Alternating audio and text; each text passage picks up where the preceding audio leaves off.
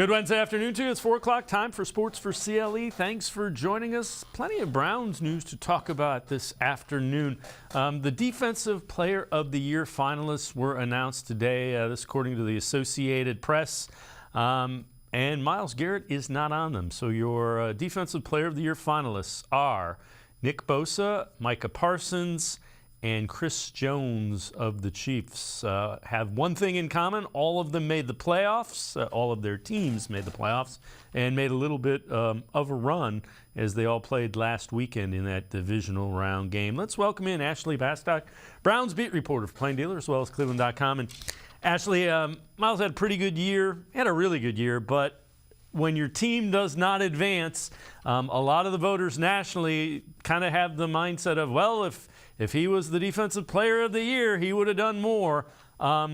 Just your thoughts on the year Myles had and him not being a finalist. Yeah, I think you kind of hit the nail on the head with that. I think this year especially, but really, the last couple of years, Myles gets penalized because the Browns aren't a very good team at the end of the day. And this year, maybe the number one thing that was talked about besides Deshaun Watson was how bad the defense is. So I think that definitely kind of colors the voting in a lot of ways, because you look at those individual stats and Myles is right up there with those three guys. Between the four of them, it's really hard to distinguish what you would get a top three out of. Like if they had a top five, I'm sure Myles is in that top five for voting. But I do think at the end of the day, the fact that the Browns really aren't in that national spotlight the way that the 49ers, the Cowboys, the Chiefs have been this year, two of those guys are still going to be playing this weekend. It's hard. I think that's hard to overcome. And on top of it, Myles had the whole narrative about him wrecking his car earlier in the year. He missed a game because of that. A lot of people, I wouldn't be surprised if they didn't watch Myles Garrett play a lot this year, but they probably knew about the car incident. And I just think overall the Browns just were not in the national consciousness in a way that would help him win that award. I really think if he's going to want that recognition in some ways, I do think he can get overlooked by a national audience.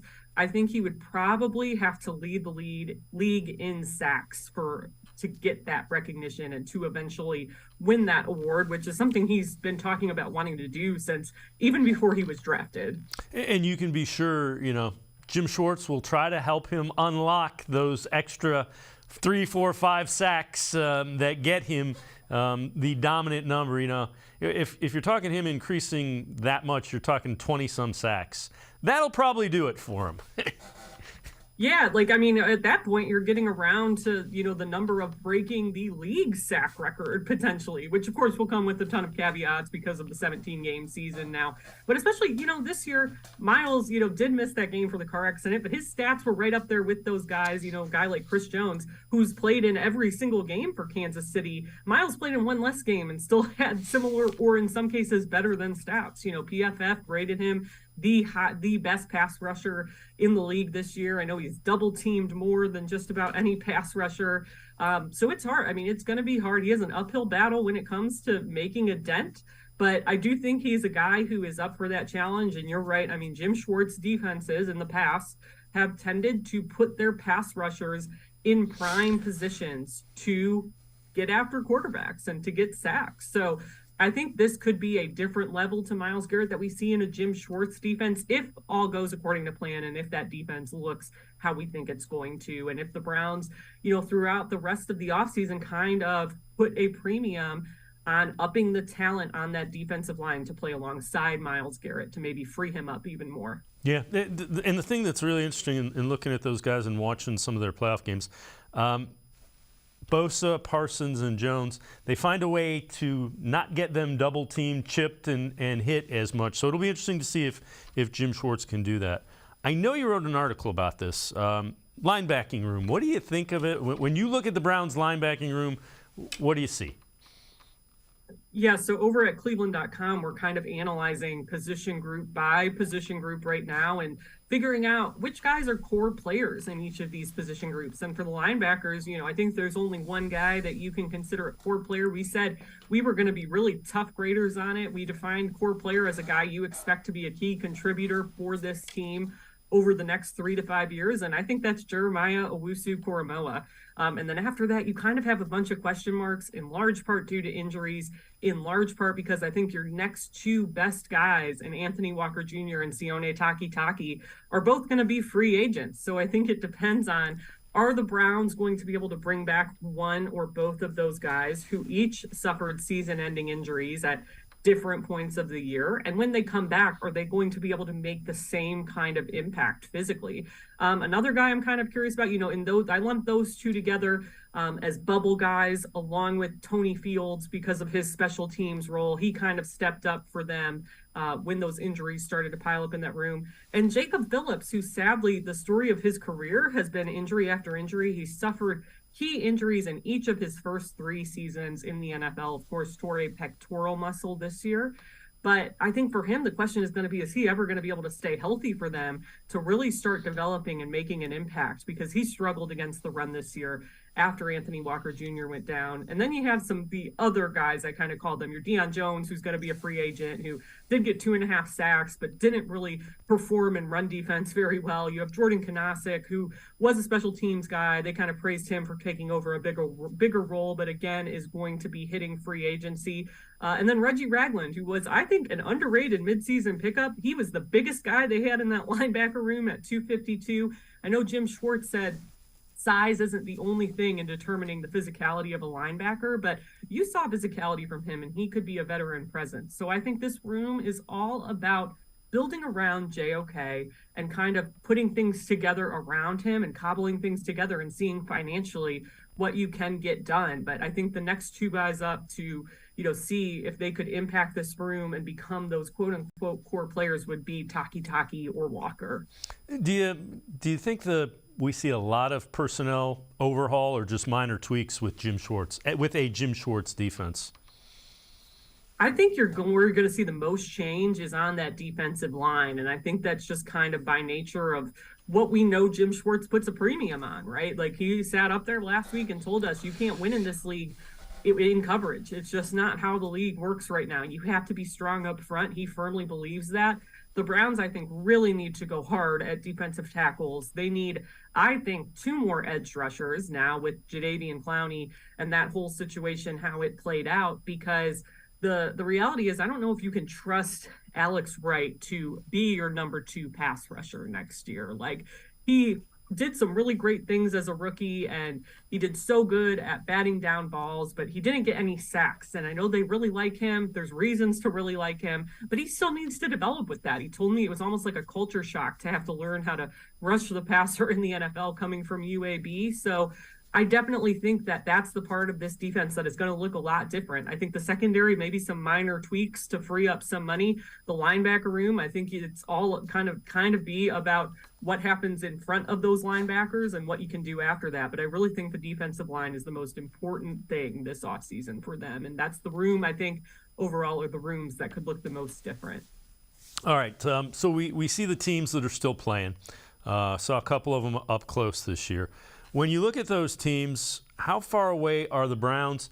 And then the second part of that, what do they have to get right in order to be there where they want to be next year? Yeah, I mean, I think the biggest things are on defense, like just the physicality. I didn't feel like the Browns necessarily brought that this year. And you talk about, those guys in that defensive player of the year group and that 49ers defense and that Kansas City defense, and throw in that Bengals defense from this past weekend when they went against the Bills and just kind of pushed them around. I think the Browns definitely need a more physical style on that side of the ball. And, I think that's part of the reason of what led them to Jim Schwartz, because he wants those guys up front to be really physical. And then offensively, I think it's a matter of having multiple playmakers that your quarterback can get the ball to. It's kind of why we've been talking about this receiver room feeling a veteran receiver short, because you watch these high-flying offense, this Kansas City offense or this Bengals offense, the Bengals have 3 guys who could be number 1 receivers on any team. And the Browns have a clear-cut number 1 receiver now, but I think they need more help. I think they need a guy like David Njoku to really step it up. I think at running back, you're as set as you can be with Nick Chubb, and then you need to hope that Deshaun Watson can really get back into the swing of things and not skip a beat heading into the 2023 season now that he'll have the full year ahead of him. All right, before we head to break, let's head to the voicemail of Truth and Reason for the first time today. People want Kevin Stefanski to give up play calling, but I really don't want him to because he's really, really creative. Even if the play works or doesn't work, it still shows that he's really creative, that he's trying to really do things to help us win. That's almost like telling, I'm not trying to compare them to, but like Andy Reid to stop calling plays and give it to Eric Bieniemy, or like Frank Reich, give it back to Nick Sirianni. We hired Kevin to call our offense, and now he has his quarterback, and I think that we should give him time because he's about to revamp this entire offense. I think that Kevin should stick with play calling. I think that AVP should just help him along the way. All right, as always, appreciate all the voicemails. And Ashley, I can't argue. He got the job because of his offense. Now he has a quote-unquote quarterback that's elite that he likes. I agree. I mean, this is the guy that you are kind of building your franchise around now at this point, right? Deshaun Watson is a game changer in that way. And I think you, as that caller said, Kevin Stefanski came here because of his offense and because of his ability to call plays. And I think you have to let him call plays for the guy who is going to, in their minds, be the turning point for their franchise, the best quarterback that he's had the chance to call plays for.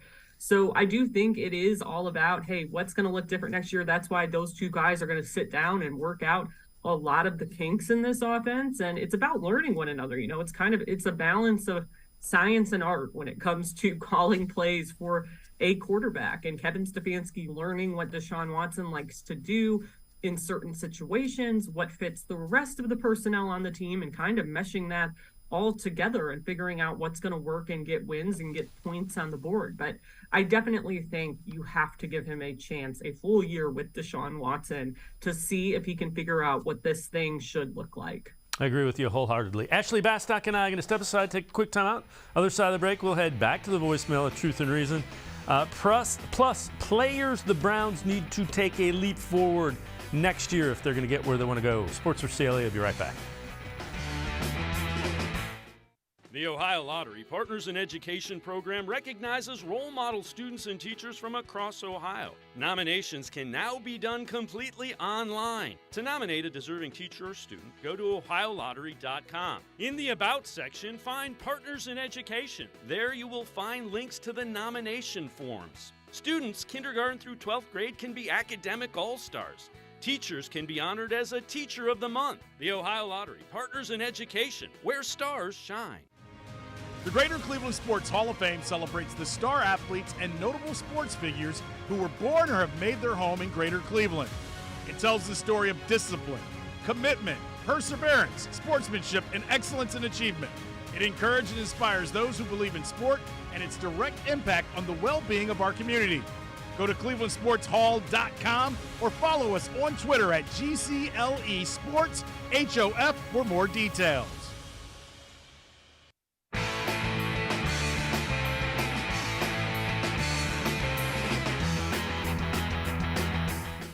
We continue talking Browns with Ashley Bastock, Browns beat reporter from the Plain Dealer, as well as cleveland.com. Let's head back to the voicemail of Truth and Reason.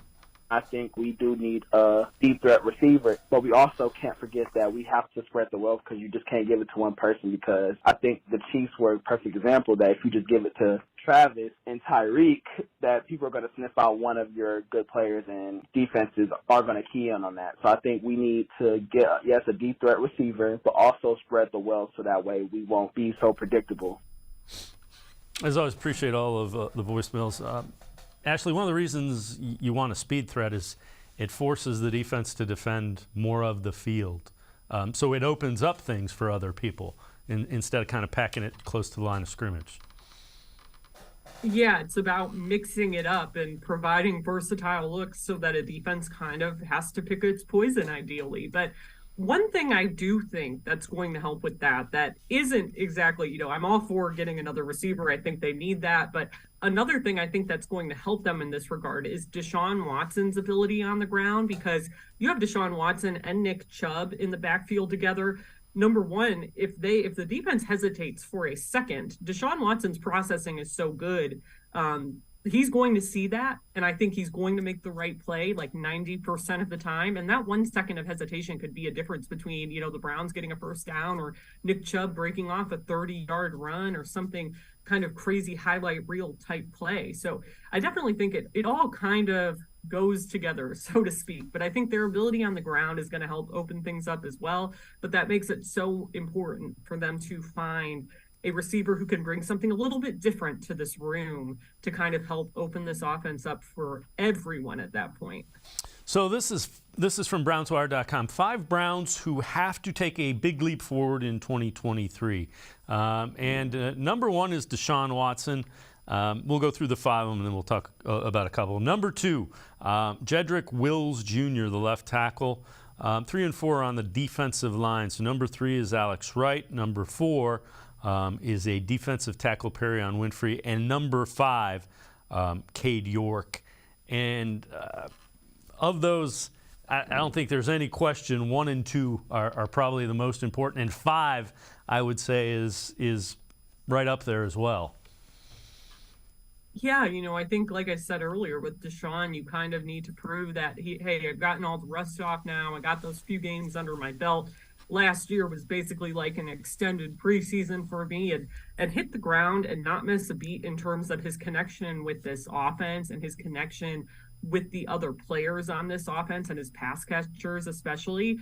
Jed Wills, I think this is a huge year for him. We're coming up on the time that they're going to have to decide whether or not they're going to extend him, whether or not they want to keep him here. And I think a lot of the times with Wills, what we've seen question is not so much the skill, it's the want to and the effort and finishing out plays and those sorts of things. And when he's good, he's really good. If you watch back that Falcons game, he had 2 crazy blocks on one of the Chubb touchdown runs in that game. So I do think that those 2 definitely should be topping the list. And Cade York, yeah, I definitely think for him, it's about getting some of those misses out of the way. Like he talked with me about sticking with his technique, only to a certain point. That there comes a time of year where you don't want to be drilling that technique anymore. You have to kind of trust your process and go out there and let your muscle memory, so to speak, kind of take over. So I do think that's going to be a big test for him to prove that, hey, I'm 1 year older in this league. I'm 1 year wiser.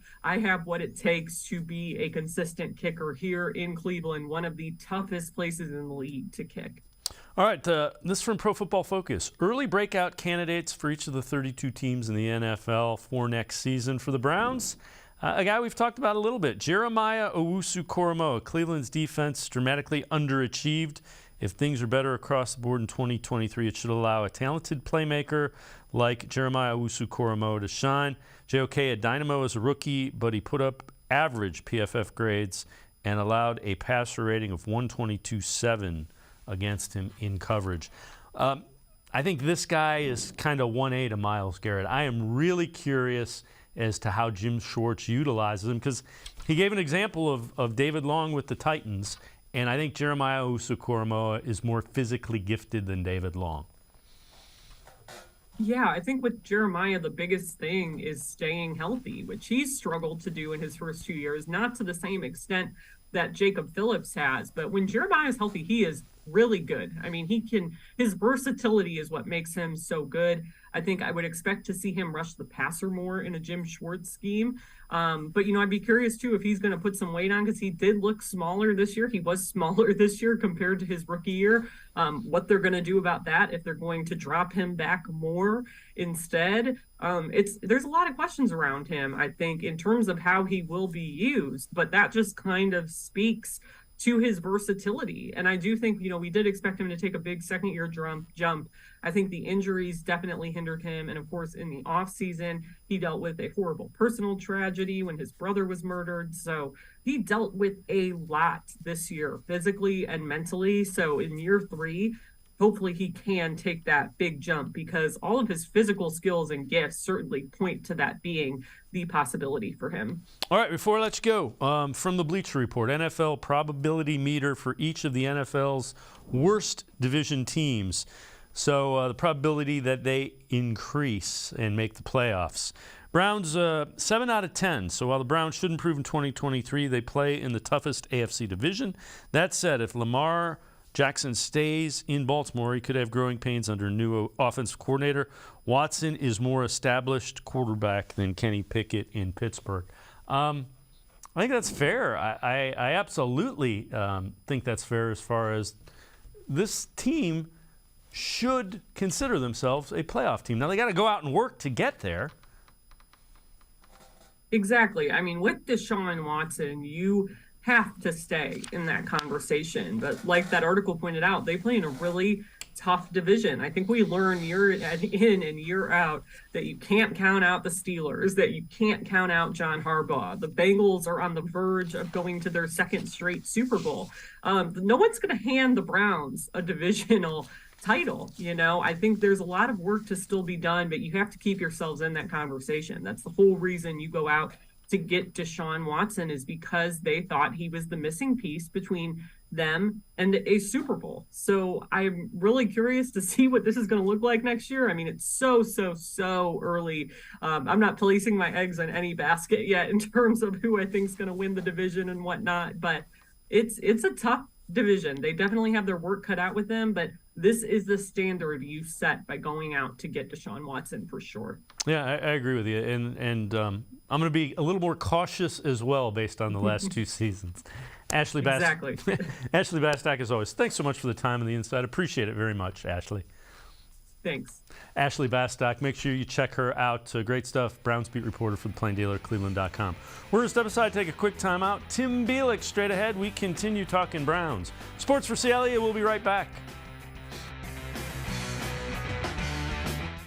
Come back to go forward. Back to learning new things. Back to pursuing your dreams. Tri-C has flexible learning options to fit your life. And every year, more than 1,000 local companies provide Tri-C students with real-world learning. The right education can boost your lifetime earning power by hundreds of thousands of dollars. Start now with a college education you can afford. Tri-C, where futures begin. Maybe cliche, but there's no I in team. The only identity that matters is we. The collective effort to love thy neighbor is needed now more than ever. The responsibility behind pronouns such as I, me, and mine impact we, us, and ours. So understand that you make all the difference in the team. He, him, her, or she can't disturb our peace, since we control our destiny as student athletes. This is the power of pronouns. The Ohio Lottery Partners in Education program recognizes role model students and teachers from across Ohio. Nominations can now be done completely online. To nominate a deserving teacher or student, go to ohiolottery.com. In the About section, find Partners in Education. There you will find links to the nomination forms. Students kindergarten through 12th grade can be academic all-stars. Teachers can be honored as a Teacher of the Month. The Ohio Lottery Partners in Education, where stars shine.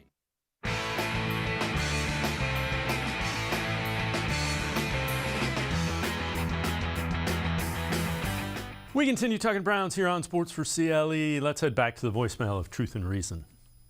How you doing? Tony Frost, longtime Cleveland Browns fan. Got one question. I know Jakeem Grant got hurt in training camp. He is an explosive Pro Bowl kick returner and also slot receiver. Is he still under contract with us? And what is his progress as far as his injury? Because he can be another dangerous receiver. You know, we're talking about we need a speedy guy this and a speedy guy that. But he's probably one of those ones that we got if he's still under contract. I don't know what his contract was. Just asking that question. Go Browns.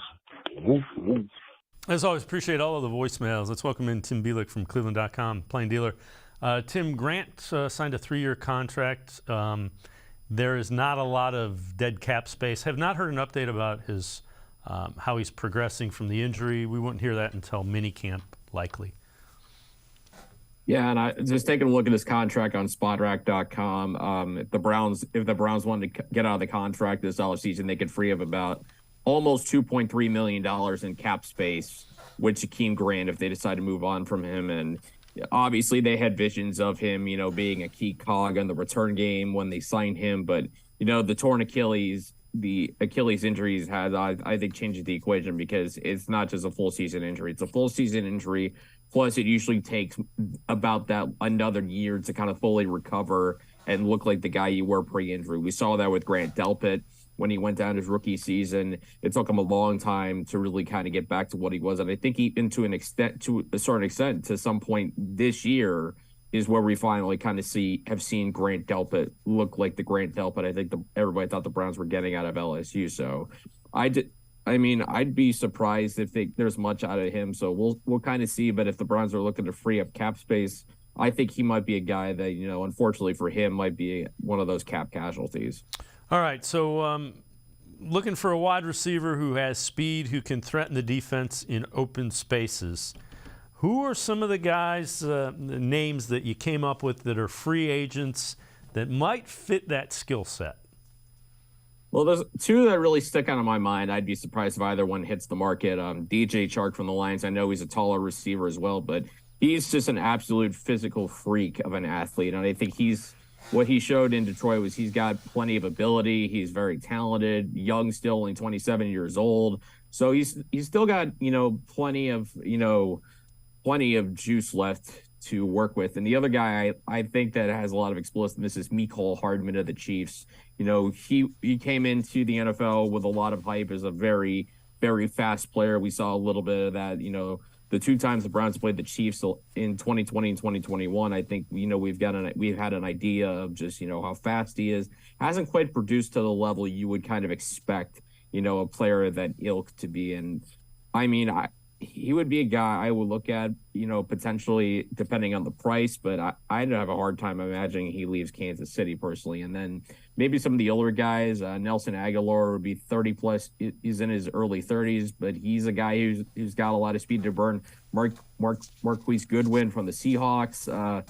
Also, 33 years old, but known for speed. I'm not sure how much speed he has left, but those are kind of the players I'm looking at right now as far as, speed threats that the Browns could probably look at. Maybe a little pricey, especially considering their needs on the defensive line. But if they want to go receiver and free agency, those are some guys I'm kind of got my eye on. All right, so this is from BrownsWire.com, grading the tight ends in 2022. Let's start off with David Njoku. They give him a B+. Overall, finished 58 catches, 628 yards, 4 touchdowns, just under 11 yards per reception. Passer rating of almost 103 when he's targeted. Pro Football Focus gave him a 73.7 overall grade and a 78.7 receiving grade. And again, he took a nice step forward. I would expect a full season with Deshaun Watson. You want to see even a little bit more out of him because I think deep seam, and he is a guy that if you get the ball to him underneath, he can run some. Yeah, and that's something we really haven't seen as much of as you would kind of expect with a player of David Njoku's athleticism, the kind of physical specimen that he is. But it was good for the Browns and Njoku that the first year he gets the big contract, he comes out and puts up good numbers. He looks like one of the better tight ends out in the NFL, not quite where you would want where the all pros are, guys like your Travis Kelce's, your George Kittles, but there's only so many of these guys. But I think Njoku has a chance to kind of be in that second tier, guys that are quality tight ends, maybe not, your superstar tight ends, but guys who are reliable and can be, dangerous weapons in the passing game. And I think like you said, as Deshaun Watson, continues to progress going into the season, probably more passing opportunities means more opportunities for Njoku. And I think, there's a chance for them to really kind of continue to build off the things they were able to do in those last 6 games. So the other tight end on the roster, Harrison Bryant, and they grade him with a C-. Wasn't a great year, wasn't a bad year, but you expected a little more for a player getting an elevated role. In the end, 31 catches, 239 yards, and 1 touchdown. I think Harrison Bryant is just fine as a number 2 receiver. I'd like him to be more effective in the blocking game, in the run game. But as a receiver, I think he's adequate. Yeah, I mean, he's a number 2 tight end, and, there's kind of a reason for that. I don't think he's ever going to be the kind of guy who puts up numbers like David Njoku has the kind of impact that he does. But, as far as, a number 2 tight end or an H-back type receiver, he's fine. I don't think you're looking for, your number 2 tight end to be a superstar by any stretch of the imagination. And in this offense, which we expect is going to be more 11 personnel, more 3-4 receivers, maybe even 5, with Deshaun Watson, I mean, you don't need like a super reliable number 2 tight end. You need a guy you can put out there in those certain situations, maybe in an H-back situation for an extra run blocker, certain things like that. Or even if David Njoku needs a breather, you can bring Harrison Bryant out there and he can make make some nice catches underneath. And, not a real high ceiling player, but for the role he is, I think you could certainly look at the situation, what the Browns have there, and like it could be maybe a little better, but it could certainly be worse than Harrison Bryant. Yeah, I would agree with you. I don't think there's a need really to upgrade unless something falls into your lap. Tim Bielik and I are going to step aside, take a quick time out. Other side of the break, NFL's the top 100 most valuable players from this past season, according to ESPN.com. Sports4CLE, I'll be right back. Stay with us. The Ohio Lottery Partners in Education program recognizes role model students and teachers from across Ohio. Nominations can now be done completely online. To nominate a deserving teacher or student, go to ohiolottery.com. In the About section, find Partners in Education. There you will find links to the nomination forms. Students, kindergarten through 12th grade, can be academic all-stars. Teachers can be honored as a Teacher of the Month. The Ohio Lottery Partners in Education, where stars shine. The Greater Cleveland Sports Hall of Fame celebrates the star athletes and notable sports figures who were born or have made their home in Greater Cleveland. It tells the story of discipline, commitment, perseverance, sportsmanship, and excellence in achievement. It encourages and inspires those who believe in sport and its direct impact on the well-being of our community. Go to clevelandsportshall.com or follow us on Twitter at GCLE Sports HOF for more details.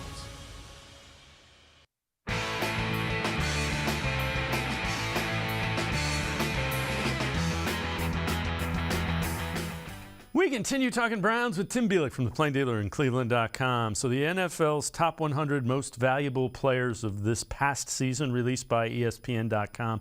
Number 1, Patrick Mahomes. Number 2, Josh Allen. Number 3, Jalen Hurts. And number 4, Joe Burrow. So those are 3 of the 4 quarterbacks playing this weekend, and one that got eliminated last weekend. Number 9 is Myles Garrett of the Browns. Browns pass rush tied for the second best league sack total, 3rd in pass rush win rate, despite facing the highest double team rate at the edge. Joel Bitonio finished 63 in the top 100, Nick Chubb 65. But Myles Garrett, top 10, and that's fair. As I said earlier in the show, he's not a finalist for Defensive Player of the Year because the team, the rationale in voting for those is, well, if he was that good, the team would have made the playoffs. That's just the way it works. Yeah, and you could just imagine, as much as the defense had problems last year, where it would have been if they didn't have Myles Garrett. I mean, that's a pretty scary proposition. And I think, those numbers tell you so much about just the impact Garrett has, and the fact that, besides quarterback, the next most impactful position in football is guys who can get to the quarterback, those edge rushers, those defensive ends in this case, like Myles Garrett. And, despite, the things he went through this season, particularly the car accident, to still put up 16 sacks for the second year in a row is absolutely impressive, especially, considering that stat, the highest double team rate of any edge defender in the NFL. You wonder where, how much better his sack total could have been, even if he had, a solid number 2 player on the other end. And we saw, Jadeveon Clowney just did not play nearly as well as he did the year before. They didn't get enough out of Chase Winovich. We saw Alex Wright was still very raw and just wasn't really ready to contribute at that high level, which is understandable considering he came in with he was still a very raw prospect when the Browns drafted him, but it underscores, in this defense that Jim Schwartz is bringing, that the Browns are going to need to get Myles Garrett some help on the defensive front. He can't do it himself, and they're going to need to find a way to generate a pass rush, and that's by bringing guys in who know how to get to the quarterback to really kind of force the opposing offense to kind of even out its protection plans, or make opposing offenses pay for double teaming Myles Garrett as often as they have. Yeah, and that's going to be one of Jim Schwartz's design things. How do I make sure that if teams really want to double team Myles Garrett, I got to make them pay, and I got to make them pay often. This is really interesting. So regular season records for the first 3 seasons in the NFL as head coach. Kyle Shanahan, 23-26. Sean McDermott, 25-23. Pete Carroll, 25-23. Kevin Stefanski, 26-24. I'll take it a little bit further. Bill Belichick, 20-28 in his first 3 years as a head coach in the NFL. Zach Taylor, who has his Bengals on the verge of going to back-to-back Super Bowls, 16-32-1 in his first 3 years. Andy Reid, who's the other team in the AFC, first 3 years, Philadelphia, 27-21. Now, with Andy Reid, he did have Donovan McNabb for all 3 of those seasons. I guess what I'm saying is we don't know how good of a head coach Kevin Stefanski is going to be in the NFL. That's kind of why we're going to sit here and see what he does with Deshaun Watson as his quarterback. Yeah, that's kind of why I thought, all the noise about, would the Browns potentially move on from Kevin Stefanski this offseason? I thought that was kind of foolish because, you look at, what Kevin Stefanski has been as a head coach. Yeah, they haven't gone to the playoffs since that first season. Yeah, they've underachieved the last 2 seasons, but there are extenuating circumstances. But yeah, for those 2 seasons, in 2021, it was the regression of Baker Mayfield, and what we've seen in 2022 is it's more on the player than coaching in certain situations. In 2022, obviously the defense underperformed. That's why Joe Woods went out, Jim Schwartz went in. So we're going to see obviously what kind of head coach Kevin Stefanski is, because I think now in year 4, he's running out of excuses. He's going to have to perform, and I think he will, because we've seen plenty of times throughout his coaching career, especially this season, he's been able to make the most of what he has on offense. I mean, with Jacoby Brissett, the fact that the Browns were able to put the numbers that they did on offense was actually pretty impressive. And I know, people are going to say, well, they didn't do that with Deshaun Watson. Well, I mean, when you're bringing in a quarterback that hadn't played in 2 years, hadn't practiced with the team in almost 3-4 months, and you only can do so much in those practices, obviously, that's why it kind of looked as disjointed as it did at times, or why they just didn't score as much as I think everybody hoped or expected he would. The question is going to be, can Kevin Stefanski make Deshaun Watson look like Houston Deshaun Watson? If he can, then this Browns team is going to go places. They could possibly contend with some of those teams in the AFC and possibly, make some noise in 2023. Yeah, and I think he can even make him look a little bit better than he did in Houston, because there's a little bit more around him here. But again, it's on Kevin Stefanski to design this offense around Deshaun Watson coming up for next season. All right, Browns.com assessing the Browns 2022 rookie class. Let's start with Martin Emerson. 17 games, 15 pass breakups, 60 tackles, 1 sack. Targeted a whopping 89 times, 13th most among all cornerbacks this season. Pro Football Focus, 21st ranked corner with a 75.1 pass coverage grade from Pro Football Focus. Tied with Denzel Ward for most pass breakups on team. And it's important to note, that was a 3rd-round pick. And again, he's got to do it again.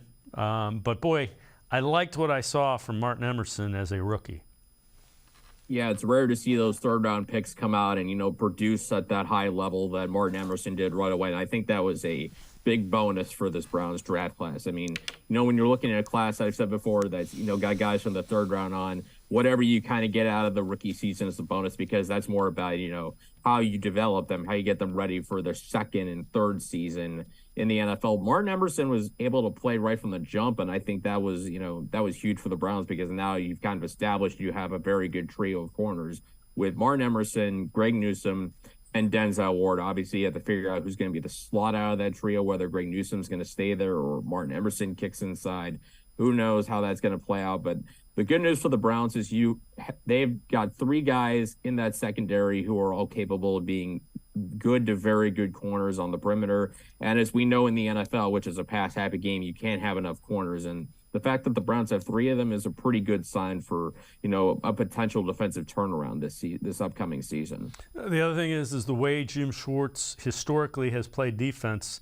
They're going to be up on the line of scrimmage, and I think that plays more to the strengths of what Emerson, Newsome, and Ward bring.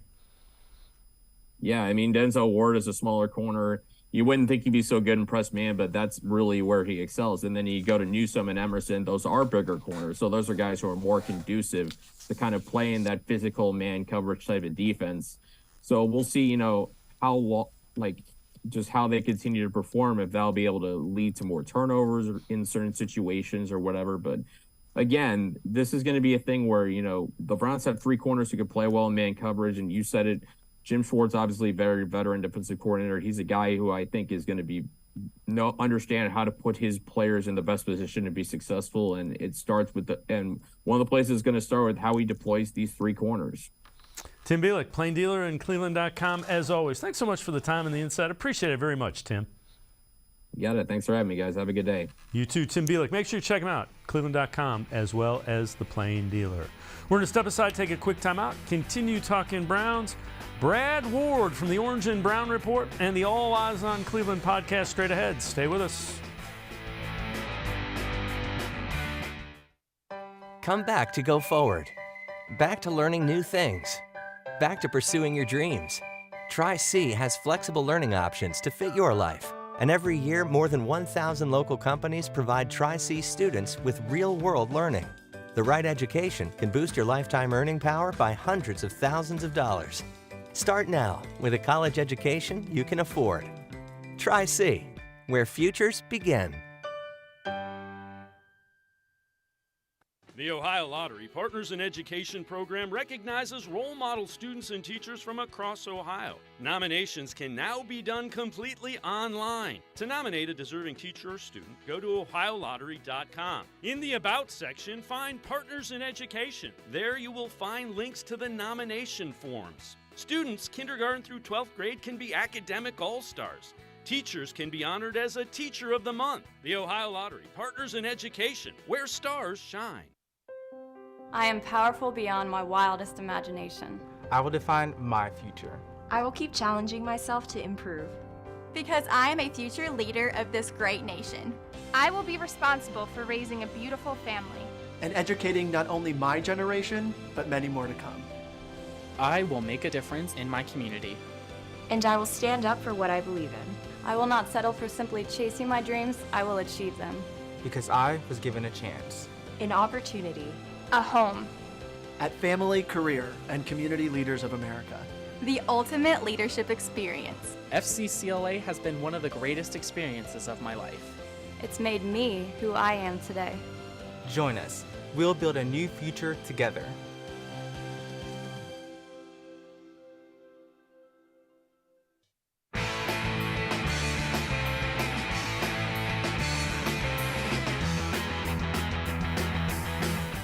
We continue talking Browns. Let's welcome in Brad Ward from the Orange and Brown Report, as well as the All Eyez on Cleveland podcast. Brad, I know you wrote an article about the defensive coaching staff that's going to be assembled. Haven't heard anything coming out of that. What do you expect to see? I expect to see a number of guys. I'm actually going to be elaborating a little bit further, but there's a guy named Matt Burke. Marcus Robertson. There's some guys from the what sounds like the Arizona Cardinals staff that is, now breaking up because of the dismissal of Cliff Kingsbury that have roots to Schwartz's time in Philadelphia. And if you kind of have paid attention recently, a lot of this, the hiring of Schwartz is being tracked back a little bit to Andrew Berry's time in Philly and the relationship that they forged there. So guys from that time frame that may also have a relationship with Barry make a lot of sense here. So, the main name that have heard is like Matt Burke. Seems like a candidate to potentially come in and fill that defensive line position. Listen, I wrote about it today. I don't think, he said it was Kevin Stefanski's staff, right, in the welcoming press conference. But that's just kind of a tip of a cap coach speak, in my opinion. I think he gets all the input that he wants in this situation. And there's really nobody on this staff, Dave, to me, that I think is worth keeping around personally. Now, they may find somebody in the front office may have look at somebody that we don't really know as an up and comer or somebody that they really want to hold on to. And I'm sure that they can work that out. But beyond a straggler of one or maybe two guys like that, and I doubt even that, I probably see a clean sweep here of new guys coming in. It just makes sense to streamline this thing, get guys in here that speak the language of the scheme, that know how Schwartz wants to teach it. I know he mentioned in the press conference that he's done it before with guys that he didn't know, but it certainly seems a lot more beneficial to do it with guys that you already do know. And I think they'll give him the benefit of going out and getting his guys. And there's 15 years as a DC in the NFL, there's a lot of guys I'm sure that he spent time with. I'm sure there's a number of guys in coaching trees around the NFL that he can pick from at this point. I would agree with you wholeheartedly. And, Kevin Stefanski may say, we'd like you to keep this guy, and Schwartz may do that. But if you're Kevin Stefanski, this thing needs to get fixed. Bring in who you need to fix it, and fix it now. Again, Brad Ward, the Orange and Brown Report. I know you also wrote about Greg Newsome. Let's transition into that secondary. His role as the slot corner. Take us through that. Well, I kind of said this when it happened, right? This isn't going to end well. His agent is Drew Rosenhaus.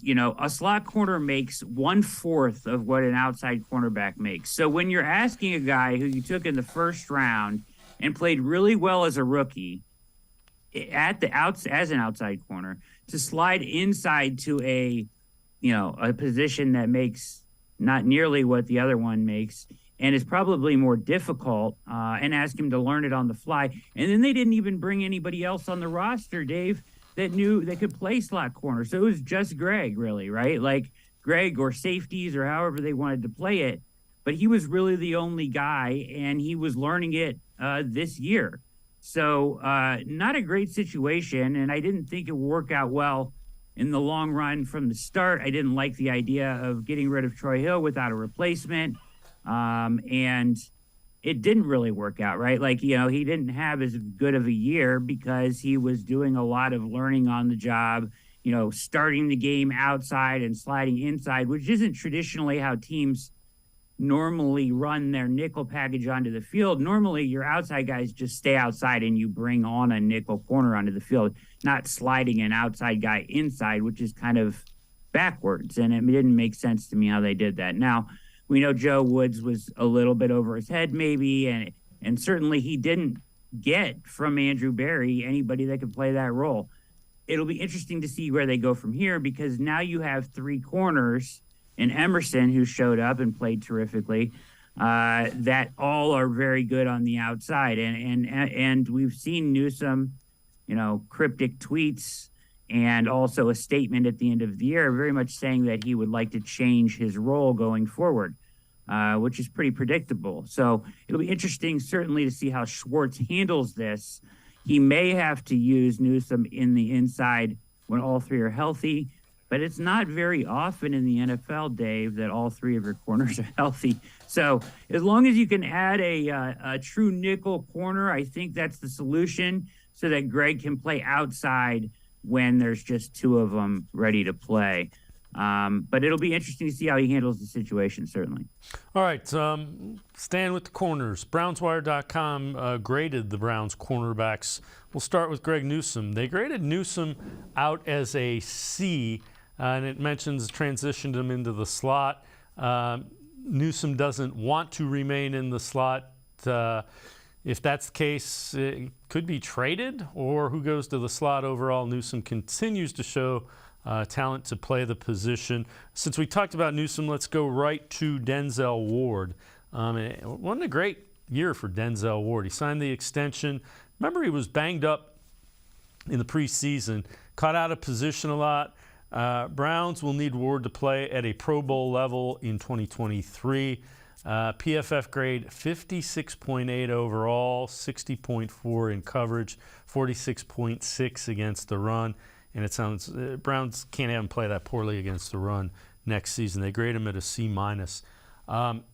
Brad, I think some of that, and I'm not excusing the season, but some of that was because you were asking Denzel Ward and a couple other guys to do things that weren't their strengths. That's not a good idea on defense or any other way of coaching. No, definitely. And, he got off to just a terrible start to the year, right? Like, he really just struggled right out of the gates. And like you said, probably because they were asking them to do some different things early on. Listen, I don't think what we saw from Denzel Ward early this year and like the 30 PFF grades that were showing up early on in the season, right? Like, I don't think that is something that we will see a pattern of. I thought we saw him come on and play better late in the season. A couple nice interceptions towards the end of the year, a couple high-scoring games at the end of the year. I think normally, and probably with a fresh start and a fresh staff, you get the Denzel Ward that we're all used to going forward. This speaks to me more of an anomaly than a trend here. Yeah, I would agree. If not, there's a whole bigger can of worms that's an issue. Yeah. All right, let's look at Martin Emerson and Greedy Williams' grades real quick before we let you go. And Emerson was fantastic. A 75.1 coverage grade from Pro Football Focus. Showed he can be a legitimate starter, needs cleanup tackling, run support, but exceeded expectations, graded at a B+.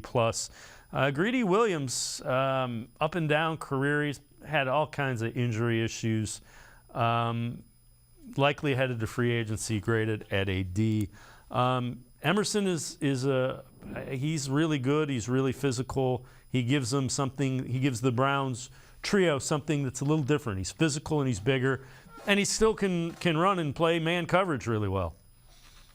Yeah, he's fantastic. I am such an Emerson fan. He brings an edge to this defense, a physicality and in-your-face that they were missing, that I think that, I like a lot about the Jim Schwartz hires. I think that he will instill that in this defense. But Emerson already has it in spades.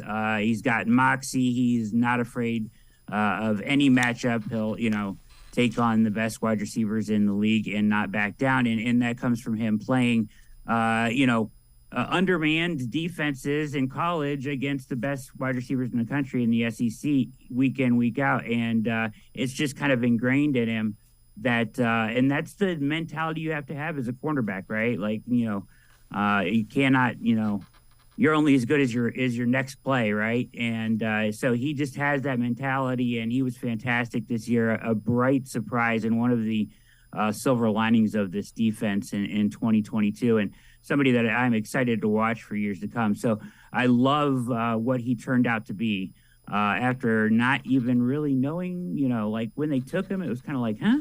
Right? And but he really worked out, so. Yeah, I agree with you wholeheartedly. But can't wait to see more. Brad Ward from the Orange and Brown Report, All Eyez on Cleveland podcast, and I are going to step aside, take one more time out. Other side of the break, we'll continue talking Browns. Stay with us.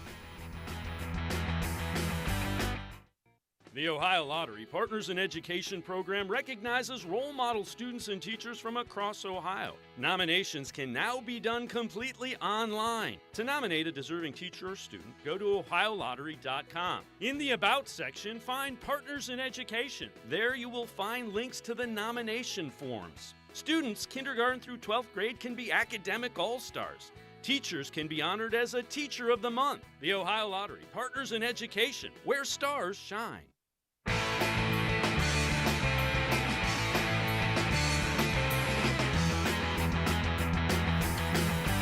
We continue talking Browns with Brad Ward from the Orange and Brown Report, as well as the All Eyez on Cleveland podcast. Let's take a look.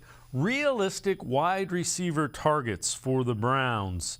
DJ Chark, you see the Pro Football Focus grade, almost 70, 30 receptions, 502 yards, 3 touchdowns. McCole Hardman, 67.8, 25 receptions, 297 and 4. Paris Campbell, 60.8, 63, 623, 3 touchdowns, and Hunter Renfrow. When I look at that list, Brad, the guy that intrigues me is Paris Campbell. Younger guy, really had a big year, ascending, might still be under the radar and somewhat affordable. Went to St. Vincent St. Mary High School in Akron, where it was a running back, and then Ohio State. That's the kind of guy that I think could flourish here. And it's more from the kind of the way I explain it is get the ball to him in some space, make the defense go, how are we going to stop him? Yeah, right. Like the guy they need to add to make this the trio of wide receivers you want has to have the speed, and he has that, right? And he had a nice year this year, and I think that he has a ton of upside. He was the guy that I was going to say too, Dave, of that list that really the only one that intrigues me. Like I like Hardman's speed, but he just is kind of a one-trick pony. But Paris Campbell, I think, has the potential to be a dynamic receiver on all levels. And also do what the Browns need him to do, and that's stress teams vertically, defenses vertically. So I think that he is a potential option. Listen, this is a really not great, to try to say it nicely, free agent class of wide receivers. So a lot of these guys like Shark and other guys are going to get overvalued and overpaid, Dave. So I don't know how the Browns get their third wide receiver or the guy that I think they need to get. But I don't think it's a stretch to say, at least for me, none of these guys, with the exception of Campbell, and you're counting on some upside there too, Dave, aren't really good enough to fit what I'm thinking they need, right? Like I think they need a third really good dynamic receiver. And I don't know if that guy is on the free agent market. It may need to come via trade. They may need to get creative here. So that's just a thought, because this free agent class isn't great. No, I agree with you. The way that the guy that take a look at the way the Chiefs I think the Chiefs are going to use Kadarius Toney. That's if you give Deshaun Watson a guy like that with Amari Cooper and David Njoku and the running game, it's going to be problems for a defense. That's kind of what I think they need. This from Pro Football Focus as well. NFL 5 best and worst free agent signings. Jacoby Brissett, 1 year, $4.65 million. The subtle genius of this, Brissett just turned 30. Keenum will soon be 35. Brissett is still in that echelon of quarterbacks who could earn a starting job as bridge to a team's next franchise quarterback. If another team signs Brissett to such a deal, it means Cleveland could perhaps get a compensatory pick in the 4th round range. And there are enough teams that need quarterbacks that's a possibility. But you also hear quarterback situations in flux. You saw Deshaun Watson and Russell Wilson last year. This year it's Derek Carr's moving on. Aaron Rodgers may be moving on. There are going to be veteran quarterbacks changing scenery. Yeah, there will be. I would love to get Jacoby back, and it was a terrific signing, better than I ever could have imagined. But if teams actually go and do the work and put on, which they will, and put on the tape and watch his performance for the Browns in those first 11 games this year, somebody I think will bring him on as a bridge veteran. So if a team drafts a rookie or whatever, it makes sense to bring on a guy like Jacoby for a year or a year and a half, or until they believe the rookie is ready, right? So I think he ends up filling a role like that for a team and probably gets an opportunity to start next year. I think his play certainly earned it. Yeah, I would agree. And you know what? I would agree with you. He did much better than I expected, and he's not the reason the Browns were 4-7 in the games he started. Not at all. He was actually terrific, and very accurate and a great leader too. And so I hope he gets rewarded. I feel he was actually kind of a joy to watch. Even though they didn't capitalize on his terrific play, he was much, much better than you and I talked about or expected him to be before the season. Brad Ward, as always, great stuff. Thanks so much for the time and the insight. Appreciate it very much, Brad. Thank you, Dave. You're the best, man. Thank you for having me. All right, Brad Ward. Make sure you check him out. Really good stuff. Orange and Brown Report. Also the host of the All Eyez on Cleveland podcast. It's going to do it for this edition of Sports for CLE. We will see you back here tomorrow at 4 o'clock. Have a great night, everybody. See you tomorrow at 4 on Sports for CLE.